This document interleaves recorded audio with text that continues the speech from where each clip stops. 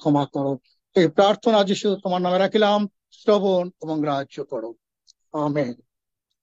আসলে হয়তো অনেকে ভাবছেন আমি কোথা থেকে কথা বলছি। আমি পাস্টর বার্নার্ড বিপুল বিশ্বাস গাজীপুর থেকে কথা বলছি। আর আমি এখানে পরিচর্যায় আছি। এই অঞ্চলে 51 বছর অতিবাহিত হলো। 51 বছর এই অঞ্চলে আছি। আর এই অঞ্চলের প্রচার কার্যে প্রথম থেকেই বলতে হবে যে এই অঞ্চলে কোনো খ্রিস্টীয় মণ্ডলী ছিল না, এবং অনেক খ্রিস্টীয় মণ্ডলী এখন হয়েছে। আর আমার প্রভু আমাকে ব্যবহার করছেন তার পরিচর্যার জন্য। এই 53 বছর হয়। তাই প্রভুর ধন্যবাদ করি যে তার পরিচর্যার মধ্যে আছি, তার আশীর্বাদে আছি এবং তার দয়ার মধ্যে আছি। প্রভুর ধন্যবাদ। আজকে যে বাক্য প্রচার করব, আমি প্রথম যে বাইবেলের যে পদটি ধরবো, আর সেটি হচ্ছে প্রেরিত পুস্তকের 4 অধ্যায় 20 পদ। আর প্রেরিত পুস্তকের 4 অধ্যায় 20 পদে সেখানে লেখা আছে, যাহা দেখিয়াছি ও শুনিয়াছি তাহা না বলিয়া থাকিতে পারি না। এই বিষয়টি আমি অনেকবার চিন্তা করেছি। যাহা দেখিয়াছি এবং শুনিয়াছি তা না বলিয়া থাকিতে পারি না। আমি আমার জীবনে যা দেখেছি এবং তার অনেক কিছু সাক্ষ্য দেই এবং বলে থাকি। তা আজকে যে বিষয়টি নিয়ে আপনাদের সঙ্গে শেয়ার করব, আর সেটি হলো কেমন আছে খ্রিস্টীয় পরিবার। কেমন আছে আমাদের খ্রিস্টীয় পরিবারগুলো, আর সেকালের পরিবার আর একালের খ্রিস্টীয় পরিবারের সঙ্গে একটা মিল খুঁজতে চেষ্টা করব। আমরা বাইবেলের বিভিন্ন জায়গায় বিচরণ করব এবং এই বিচরণ করতে করতে আমরা আমাদের লক্ষ্য, মূল বিষয় খ্রিস্টীয় পরিবার, আর সেটি দেখতে থাকব। প্রথমে যদি আমার একটু ব্যাকগ্রাউন্ড বলি, আর বাইবেলের পরিবার শব্দটি কোথা থেকে প্রথম উৎপত্তি হয়েছে আমরা যদি লক্ষ্য করি, তা পরিবারের উৎপত্তি স্থান ছিল এদন বনে, যেখানে পরিবার স্থাপিত হয়েছিল প্রথমে। আর সেখানে বর ছিলেন আদম এবং বর কন্যা ছিলেন হবা। আর ম্যারেজ রেজিস্টার ও আশীর্বাদ কর্তা ছিলেন প্রভু ঈশ্বর। ঈশ্বরের বাক্য ছিল, মনুষ্যর একাকী থাকা ভালো নয়, আমি তার জন্য অনুরূপ সহকারী নির্মাণ করি, যেটা আদি পুস্তক 2 অধ্যায় 18 পদে দেখতে পাই। এই শব্দটা যখন আমরা বিবাহ অনুষ্ঠানে যাই বা বিবাহ করি, তখন এই কথা পালক মশাই বা ম্যারেজ রেজিস্টার উল্লেখ করে থাকেন। আর মনুষ্যের একাকী থাকা ভালো নয়। হয়তো আমরা অনেকে একাকী হয়ে যাই পরে, এবং আমিও এখন একাকী হয়ে গেছি। এটা ঈশ্বরের বিধান। তাই কিন্তু বলছেন এটা থাকা ভালো নয়। আদি পুস্তক 2 অধ্যায় 25 পদে স্ত্রী শব্দ ব্যবহার করেছেন। That's we are husband and wife. এজন্য আমরা স্বামী স্ত্রী। ঈশ্বর দুইজনকে একত্র করে দিয়ে এই পৃথিবীতে প্রথম পরিবার স্থাপন করলেন। এই প্রথম পরিবার আমরা দেখতে পাই সেখান থেকে স্থাপিত হলো। আর এই ঈশ্বর দুইজনকে একত্রে যখন পরিবার স্থাপন করলেন, আর এই পরিবারের ফসল আমরা দেখতে পাই কয়েন এবং হেবল। এবং এই কয়েন এবং হেবল কে সেই সর্প যে হবাকে প্রচারিত করে জয়লাভ করেছিল, এবার দৃষ্টি পড়ল তাদের সন্তান কয়েন এবং হেবলের প্রতি, এবং পরিবারের প্রতি শয়তানের সেই দৃষ্টি পড়ল। এবং যখনই শয়তানের দৃষ্টি পড়ল সেই পরিবারের প্রতি, এবং কয়েন এবং হেবল দুই ভাইয়ের মধ্যে হিংসা ঢুকে গেল এবং হিংসা উৎপন্ন হলো। এবং প্রথম খুনের ইতিহাস তৈরি হলো বাইবেলে আমরা দেখতে পাই। আমি লক্ষ্য করেছি যে এই যে প্রথম হিংসা ভাইদের মধ্যে, পরিবারের মধ্যে সৃষ্টি হলো এবং আজকে ও সেই অবস্থা চলছে। আজকে খ্রিস্টীয় পরিবারের মধ্যে আমরা যদি দেখি, সেখানে ভাইদে ভাইদে অমিল রয়েছে এবং ভাইয়ে ভাইয়ে হিংসা রয়েছে। সেটি নানাভাবে জমি জমা সংক্রান্ত, টাকা পয়সা সংক্রান্ত, নানাভাবে ভাইদের মধ্যে সেই অমিল নাই। সেই অমিল ঢুকিয়ে দিয়েছে সেই শয়তান। পর্যায়ক্রমে পরিবার স্থাপিত হতে থাকে। আমরা যখন দেখি যে এই কয়েন এবং হেবল থেকে আমরা দেখি পরিবার স্থাপিত হয়, এবং যতক্ষণ পরিবার স্থাপিত হচ্ছে, শয়তানও প্রত্যেক পরিবারকে ঢুকিয়ে দিতে শুরু করলো। শয়তানের, আমি সবসময় বলি, শয়তানের একজন মূল লিডার আছে, একজন কর্তা আছে বা প্রেসিডেন্ট আছে শয়তানেরও। এবং শয়তান, সেই শয়তান রূপ প্রেসিডেন্ট, তিনি তার চেলাবেলাকে পরিবারের মধ্যে ঢুকিয়ে দিতে চেষ্টা করছে। আমরা যদি দেখি নোহের সময় শয়তানের প্রভাব সেখানে পরিলক্ষিত হয়। আদি পুস্তক 6 অধ্যায় 2 পদ, সেখানে দেখা যায় যে যাহাকে ইচ্ছা বিবাহ করতে লাগলো। এটি একটা শয়তানের প্রভাব বিস্তার করলো। আমরা যদি দেখি আব্রাহাম ও লোটের মধ্যে শয়তান সেই ঝগড়া অশান্তি বাঁধিয়ে দিল, তাই তাদের একত্রে বাস করা সম্ভব হইল না, তাদেরও পৃথক হতে বাধ্য হলো। আমরা আদি পুস্তক 13 অধ্যায় 6 পদে আমরা সে কথা দেখি। এবারে শয়তান চলে এলো ইসহাকের পরিবারে, যেখানে যাকব ও ইসহাকের মধ্যে ছলনা উৎপন্ন করলো, দুই ভাইয়ের মধ্যে ছলনা উৎপন্ন করলো এবং একটা বিভেদ সৃষ্টি করলো, একটা চালাকি তৈরি করলো। শয়তান চলে এলো এবং লাবণের পরিবারে, সেখানেও ঘটলো একটি কাণ্ড, যেটি আমি আদি পুস্তক 20 অধ্যায় দেখি। সেখানে লেয়া ও রাহেলের দ্বারা সেখানে একটি শয়তানের কাজ হলো। শয়তান অনেকভাবে ব্যস্ত। কনান দেশে যাকবের পরিবারে তার 11 সন্তানের মধ্যে যোসেফকে কেন্দ্র করে একটি বড় ইতিহাস তৈরি হয়েছে। আদি পুস্তক 37 অধ্যায় সেটি আমরা দেখতে পাই। আমরা যদি দেখি নূতন নিয়মে, আর সেখানেও মার্থা এবং মরিয়মের গৃহে যিশু যখন এসেছিলেন, সেখানেও একটা নালিশ করেছিল মার্থা যিশুর কাছে। আমরা দেখি যে শয়তান চলে এলো যিশুর নিজের শিষ্যদের মধ্যে। সেটা আমরা জানি যে সেই শিষ্যদের মধ্যে সৃষ্টি হলো শয়তানের কাজ। এইভাবে শয়তান চলে আসতে থাকলো এবং এখন শয়তানের টার্গেট হলো পরিবারের প্রতি, খ্রিস্টীয় পরিবারের প্রতি শয়তানের টার্গেট। এখন প্রত্যেকটি খ্রিস্টান পরিবার শয়তান আসতে চাচ্ছে, ঢুকতে চাচ্ছে, শয়তানের কাজ চলছে এবং আমরা অনেক সময় সেই শয়তানকে প্রতিহত করতে পারি, অনেক সময় পারি না। পরিবারগুলো শয়তান দ্বারা আক্রান্ত। তাই শুরুতে যেমন বলছিলাম যে আছে খ্রিস্টান পরিবারগুলো, আজ খ্রিস্টান পরিবারগুলো একটু খোঁজ দিলে, যদি আমি একটু খোঁজ নেই, আপনারা খোঁজ নেন, তবে দেখবেন যে সেকালের খ্রিস্টান পরিবারগুলো সম্বন্ধে, যে সেকালের খ্রিস্টান পরিবার কেমন ছিল আর একালের খ্রিস্টান পরিবারগুলো কেমন ছিল। আমি ছোট্ট একটু ইতিহাস বলতে চাই যে দেশের যারা আমরা খ্রিস্টান আছি, খ্রিস্টান পরিবার আছি, আমরা সবই কনভার্টেড, সবই বিভিন্ন সম্প্রদায় থেকে, জাতি থেকে আমরা কনভার্ট হই। ভারতবর্ষের ইতিহাস যদি আমরা দেখি, 1576 খ্রিস্টাব্দে 1765 সময়কালে জেজুইট মিশনারি সেই প্রচারের ফলে আমরা দেখতে পাই সেখানে আমরা আমাদের পূর্বপুরুষরা বিভিন্ন তারা প্রভুকে গ্রহণ করেছিলেন। 1765 থেকে 1858 ব্রিটিশ যুগেও খ্রিস্টীয় ধর্ম এবং বিভিন্ন মণ্ডলী গঠিত হয়েছিল এবং তখন খ্রিস্টীয় পরিবারগুলো গঠিত হয়েছিল।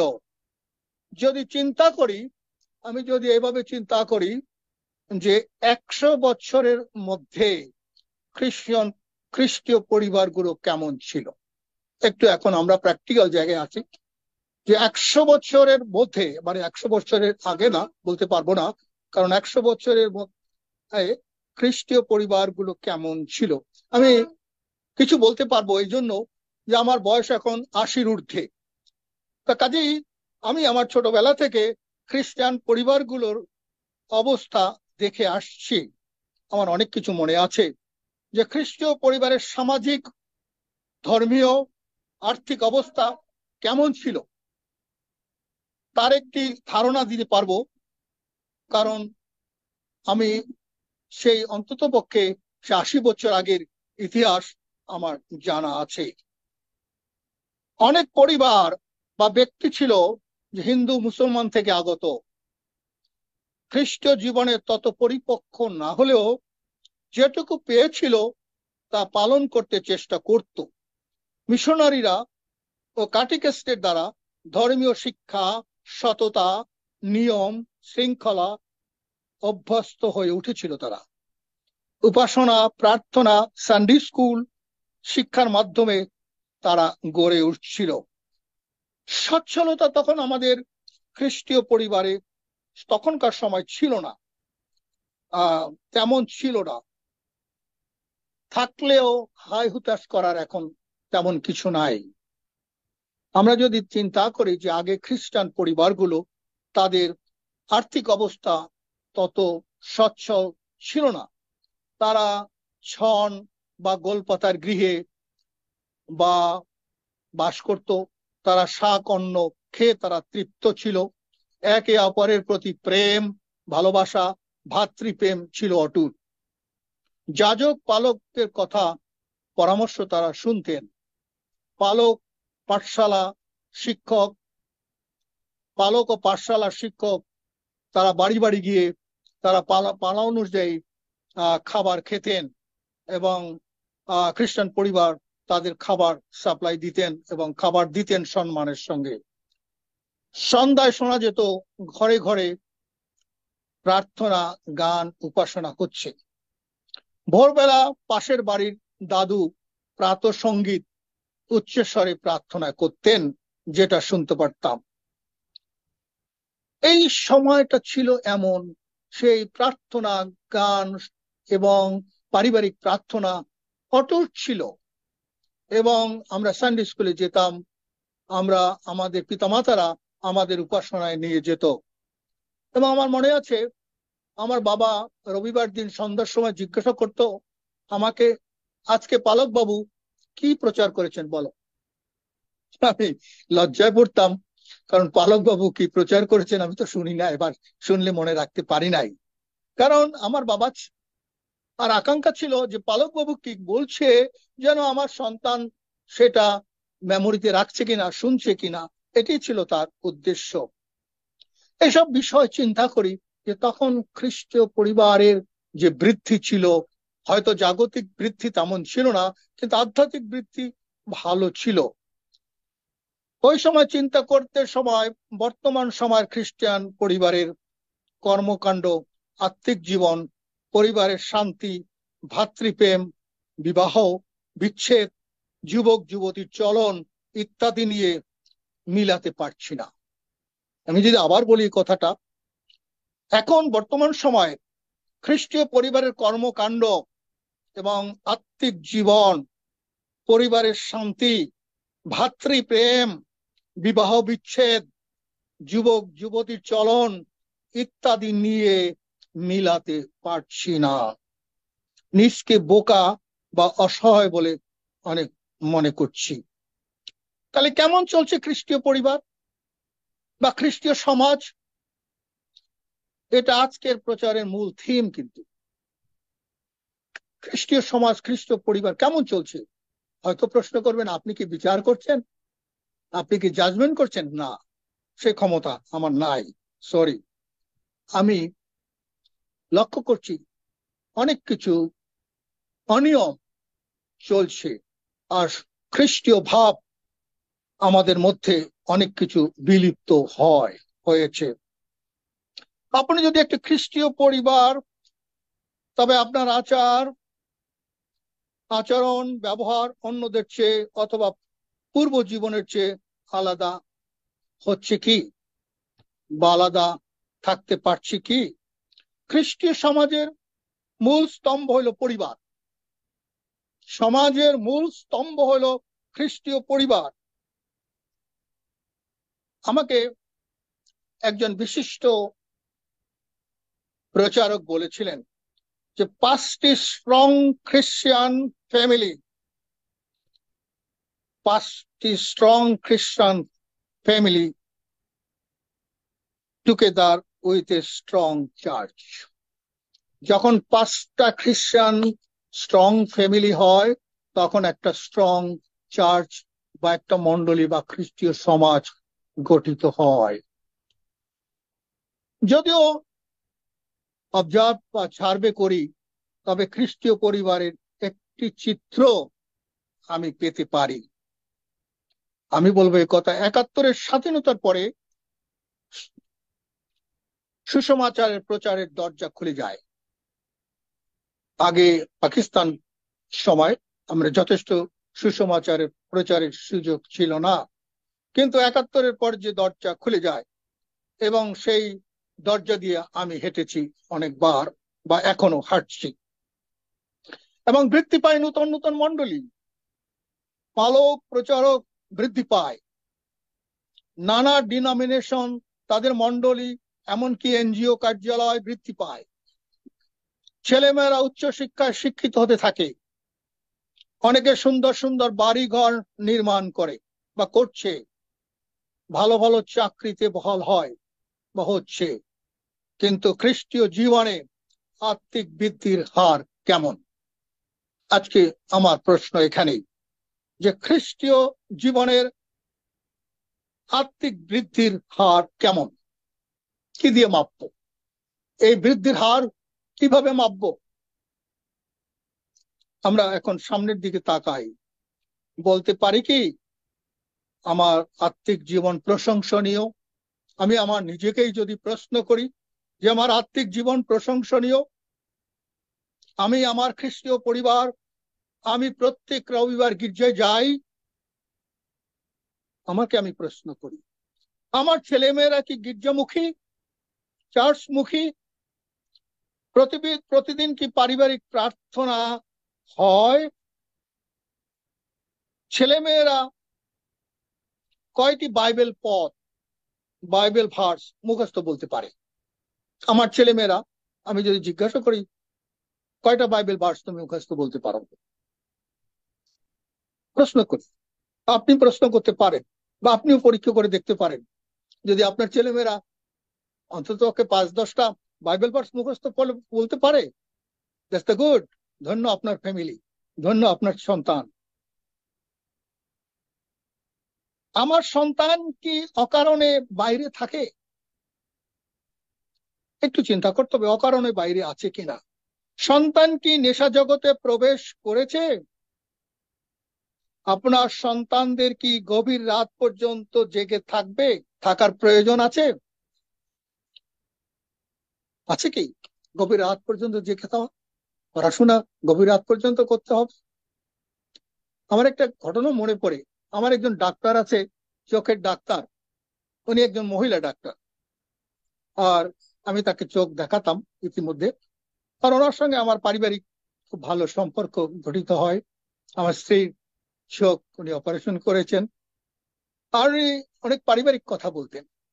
আর উনি বলতেন রাত যখন 10টা বাজে, আমার 2টো কিশোরী মেয়ে, আর এই কিশোরী মেয়ের রাত যখন 10টা বাজে, আমি তাদের কাছ থেকে তাদের ফোন 2টো নিয়ে আসি এবং আবার সকালবেলা তাদেরকে ফেরত দেই। কি রহস্য আছে? রাত 10টার পরে তুমি ফোন চালাতে পারবে না, আচ্ছা সেই জন্য আমি নিয়ে আসি, সকালে দেই। এটি আমি দেখলাম যে সুন্দর ব্যাপার, যে উনি সেই কিশোরী মেয়েরা তারা সেই ফোন ব্যবহার করবে রাত 10টার পরে, সেটা ঠিক হবে না, আর তিনি নিয়ে আসেন। আমি সেখান থেকে কিছু শিখেছি। সন্তানদের নিয়ে পারিবারিক কাউন্সেলিং হয় কি না? খ্রিস্টীয় পরিবার যদি আমরা ভালো পরিবার পেতে চাই, গঠন করতে চাই। তা আমার সন্তান সন্ততিদের নিয়ে আমি পিতামাতা, আমাদের কাউন্সেলিং হয় কিনা? কি কাউন্সেলিং করব? আমি আমার সন্তানদের মধ্যে কি ভুল দেখছি, কি সমস্যা দেখছি, দ্যাট ইজ দ্য কাউন্সেলিং। তাদেরকে বোঝানো, তাকে পরামর্শ দেওয়া, সেটি মাঝে মাঝে হয় কিনা। প্রয়োজনে পালকের সাহায্য পেতে পারি। অনেকে আছেন যে সেই পিতামাতা কাউন্সেলিং করতে পারে না, বা ইটস নট এনাফ, তখন তার পিতামাতা পালকের সাহায্য নিতে পারেন, যেন তার সন্তানদের এই বিষয়টা নিয়ে তিনি পালকের সাহায্য নিতে পারেন। আমি বাইবেল থেকে একটি বিষয় পাঠ করব, আর সেটি এখানে লেখা আছে দ্বিতীয় বিবরণ পুস্তক 6 অধ্যায়। আমি পড়ছি 4 পদ থেকে 7 পদ পর্যন্ত। হে ইসরায়েল, শুনো, আমাদের ঈশ্বর সদাপ্রভু, একই সদাপ্রভু। আর তুমি তোমার সমস্ত হৃদয়, তোমার সমস্ত প্রাণ, তোমার সমস্ত শক্তি দিয়া আপন ঈশ্বর সদাপ্রভু প্রেম করিবে। আর এই যে সকল কথা আমি অদ্য তোমাকে আজ্ঞা করি, তাহা তোমার হৃদয়ে থাকুক।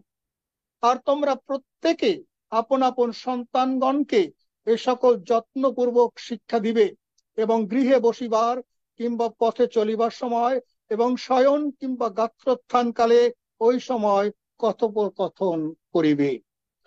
যদি সেটা হয়, আমার সন্তানদেরকে আমরা সেই শিক্ষা এবং তাদের সঙ্গে প্রভুতে কথোপকথন করতে পারি।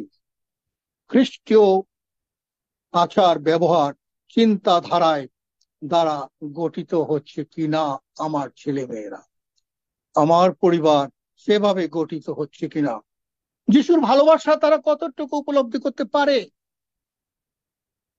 যিশু পুস্তক 24 অধ্যায় 15 পদ আমরা সবাই জানি, আর সেটি লেখা আছে, আমিও আমার পরিবার সদাপ্রভুর সেবা করিব। শুধু জানাটা কি যথেষ্ট?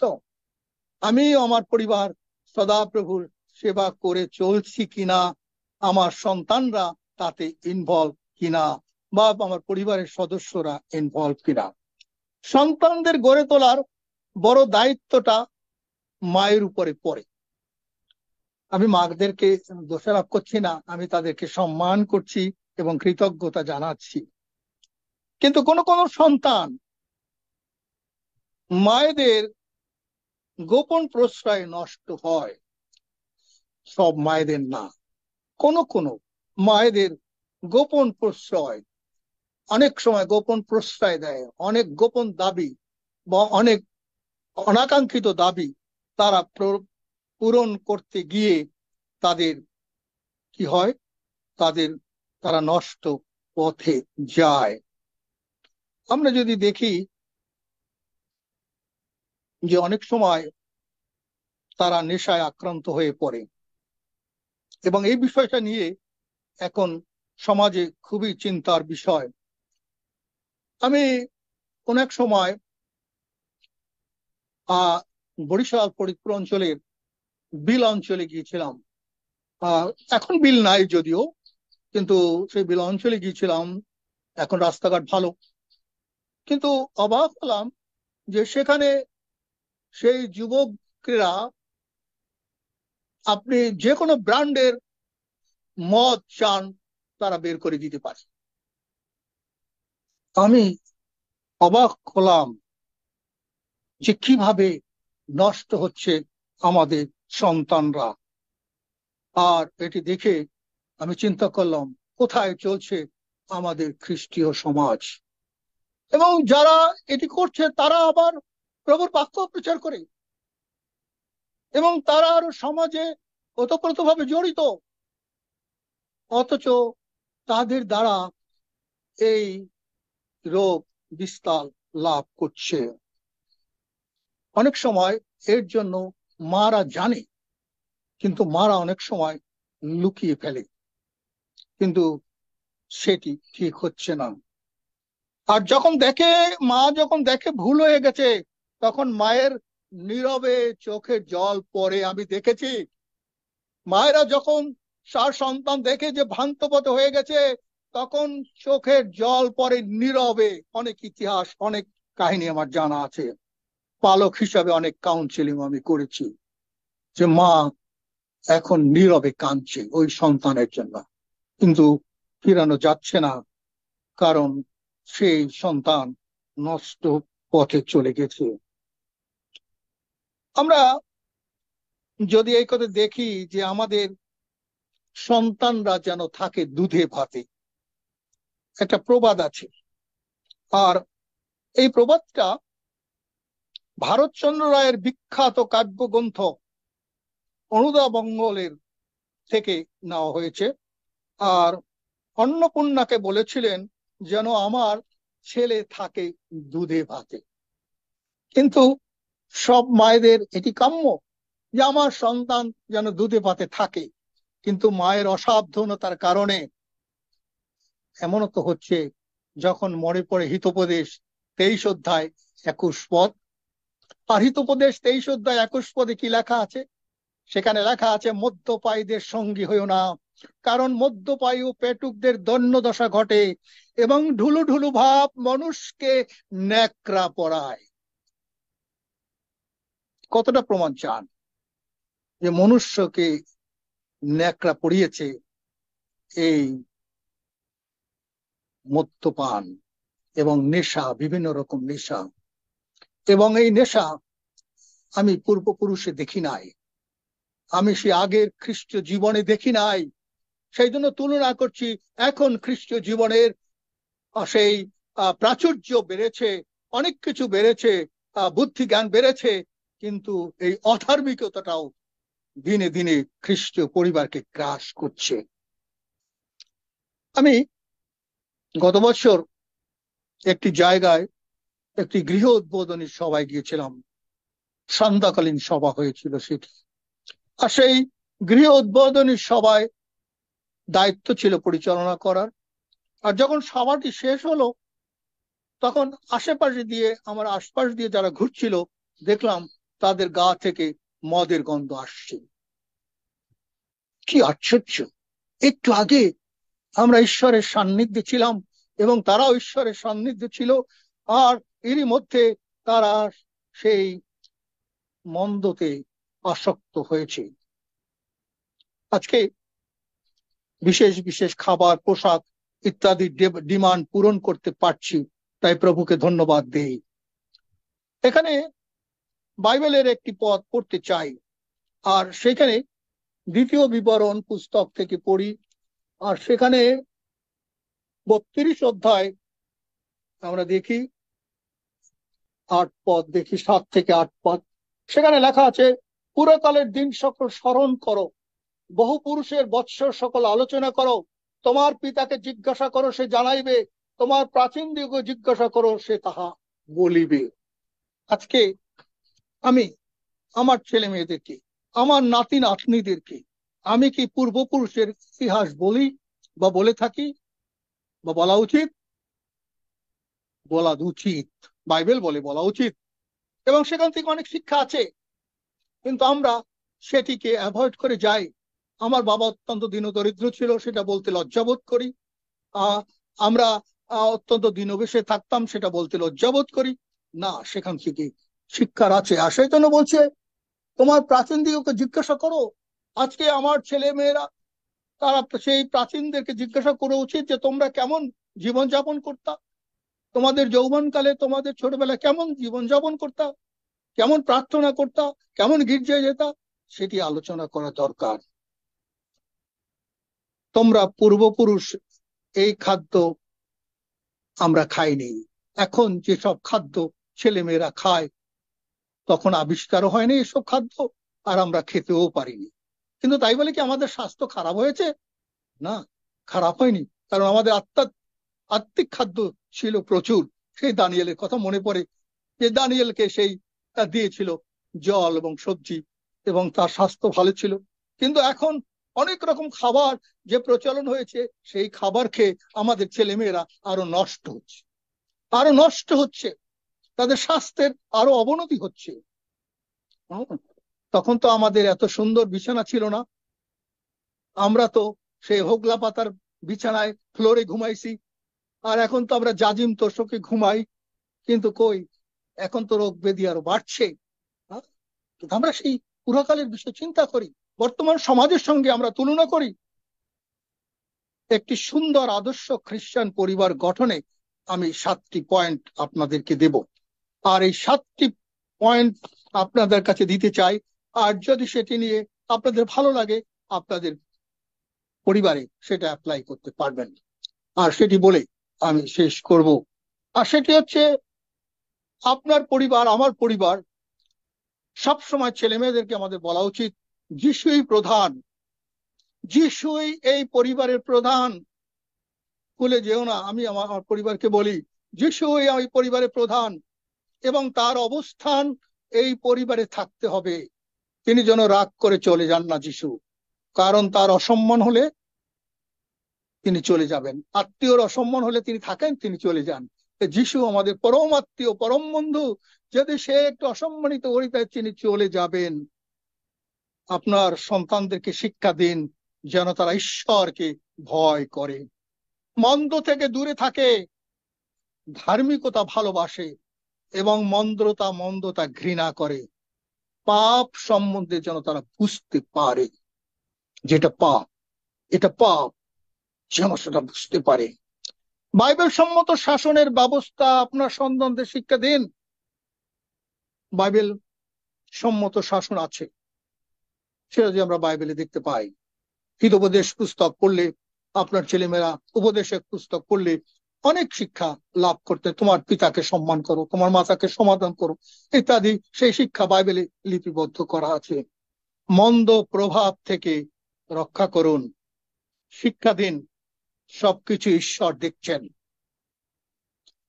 আপনার ছেলে মেয়েকে শিক্ষা দিন, তুমি যা করছো, আমি যা করছি, সব কিন্তু ঈশ্বর দেখছেন। আপনাদের সন্তানদের একটি আত্মিক মণ্ডলীর সঙ্গে সংযুক্ত রাখুন। আপনার ছেলে মেয়েরা কি নিয়মিত গির্জায় যায় না অজুহাত করে? অজুহাত থাকতে পারে, কিন্তু অন্তপক্ষে মাসে তো 2বার গির্জা যেতে পারে। গির্জামুখী কিনা? আপনি একা গির্জা যাচ্ছেন, আপনার স্ত্রী গির্জা যাচ্ছে, দ্যাটস নট এনাফ। যদি আপনার পরিবারের সকলে গির্জায় না যায়, তবে কেমন পরিবার হবে? আমরা লক্ষ্য করি যেন আমার ছেলেমেয়েরা সেই থাকে দুধে ভাতে, থাকে চার্চের সঙ্গে সংযুক্ত। প্রথমেই খ্রিস্টকে ত্রাণকর্তা বলে সে গ্রহণ করতে শিখে। আমাদের ছেলে মেয়েদের প্রথমে যেন খ্রিস্টকে ত্রাণকর্তা বলে স্বীকার করতে শিখে, এবং তার মধ্যে নূতন জন্ম, নিউ লাইফ, নূতন জন্ম যেন সে অনুভব করে। হোয়াট ইজ নূতন জন্ম? হোয়াট ইজ নূতন বর্ন, নিউ বর্ন? আমার নূতন জন্ম হয়েছে কিনা, এই অভিজ্ঞতা আমার ছেলে মেয়েদের জীবনে হয়েছে কি না, হচ্ছে কিনা। নূতন জন্ম না দেখিলে কেউ ঈশ্বরের রাজ্যে প্রবেশ করিতে পারে না, বাইবেলে পরিষ্কার লেখা আছে। আর সে সম্বন্ধে আমাদের শিক্ষা দিতে হবে। এবং শেষে যে বিষয়টি হচ্ছে, সে বিষয়টি হচ্ছে কি, আমার ছেলেমেয়েরা কি সাক্ষ্য দিতে জানে? সাক্ষ্য, তার জীবনে কি কোনো সাক্ষ্য আছে? হ্যাঁ, প্রভু আমাকে এইভাবে রক্ষা করেছিলেন, প্রভুকে এইভাবে আমি উপলব্ধি করেছিলাম, প্রভু এইভাবে আশীর্বাদ করেছেন। তিনি দাঁড়িয়ে গির্জায় দাঁড়িয়ে, তিনি সভাসদে দাঁড়িয়ে তিনি কি সাক্ষ্য দিতে পারেন? যদি দিতে পারেন বা দিয়ে থাকেন, দ্যাটস গুড। এবং আপনার ছেলেমেয়েরা বৃদ্ধি পাচ্ছে। কাজেই এই বিষয়গুলো আমাদের পরিবারের দেখে আমরা অ্যাপ্লাই করি, তাহলে আমাদের খ্রিস্টীয় পরিবারগুলো বৃদ্ধি পাবে। ধন সম্পদ বাহ্যিকতায় বৃদ্ধি পাচ্ছে সত্য, কিন্তু আত্মিক জীবনে বৃদ্ধি কতটুকু পাচ্ছে? আজকে এই প্রশ্ন, আজকে গ্লোবাল প্রেয়ার ফেলোশিপের দিকে আমি রাখতে চাই। গ্লোবাল প্রেয়ার ফেলোশিপকে আমি অনুপ্রাণিত করতে চাই। আজকে যারা সংযুক্ত হচ্ছেন নিয়মিত ভাবে গ্লোবাল প্রেয়ার ফেলোশিপে, আপনারা সম্পৃক্ত করেন, যেন কিছু যুবক যুবতীও আপনাদের এই প্রেয়ার ফেলোশিপে সংযুক্ত হয়, এবং তার এরিয়া যাতে যারা আছেন তাদেরকে অনুপ্রাণিত করুন। যুবক, হে যুবতী, আসো, তোমরাও সংযুক্ত হও, তোমরাও একটু সময় দাও। কিন্তু অজুহাত থাকবে, এত সকালে ঘুম থেকে উঠতে পারবো না, আমার তো অনেক ক্লাস আছে, অনেক পড়াশোনা আছে। কিন্তু তারপরেও যদি তারা সেই স্বাদ পায়, নিশ্চয়ই তারা এই গ্লোবাল প্রেয়ার ফেলোশিপে যোগ দেবে।